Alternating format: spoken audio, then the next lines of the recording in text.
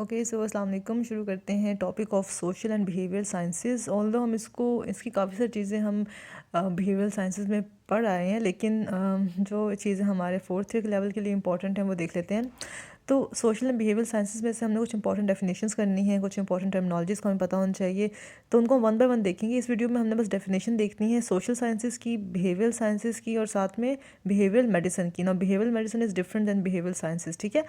Anyway, let's start with social sciences. Now, what are social sciences? So, the term social sciences is applied to those disciplines which are committed to the scientific examination of human behavior. ठीक है, human behaviour को जो scientifically examine करते हैं discipline, उनको हम categorise करते हैं सोशल साइंसेज। इसमें कौन कौन से डिसिप्लिन आते हैं?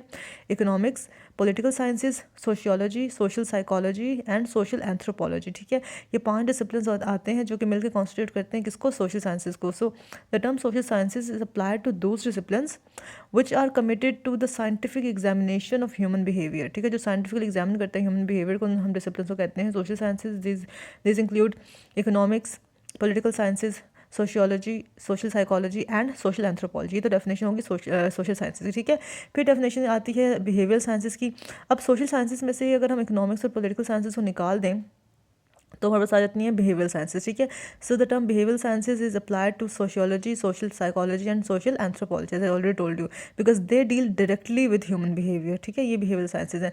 इसके बारे में और भी कहा जाता है कि behaviour sciences are concern with understanding, prediction and control of human behavior, especially those types of behavior that develop out of interpersonal relationships. ठीक है, so it is concerned with the understanding, prediction and control of human behavior, especially those types of behavior which are develop out of interpersonal relationships. ये बात होगी behaviour sciences की।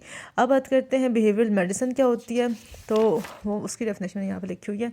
सो this is behaviour medicine. It is a field of scientific research that is concern with studying और understanding the effects of behaviour on physical health and illness. ठीक है, behaviour का illness पर, physical health पे क्या effect है, and it focuses on the occurrence, prevention and control of physical disorders that are caused by और aggravated by social conditions, behaviour, thoughts and emotions. ठीक है, ये डेफिनेशन है किसकी? बिहेवियर मेडिसिन की। ठीक है, it is a field of scientific research, ठीक है, that is concerned with the effects of behavior on physical health and illness, and it focuses on the occurrence, prevention and control of physical disorders that are caused by or aggravated by social conditions, behavior, thoughts and emotions। एक बार इसको revise कर लेते हैं कि behavioral medicine is the field of scientific research that is concerned with effects of behavior on physical health and illness, and it focuses on occurrence,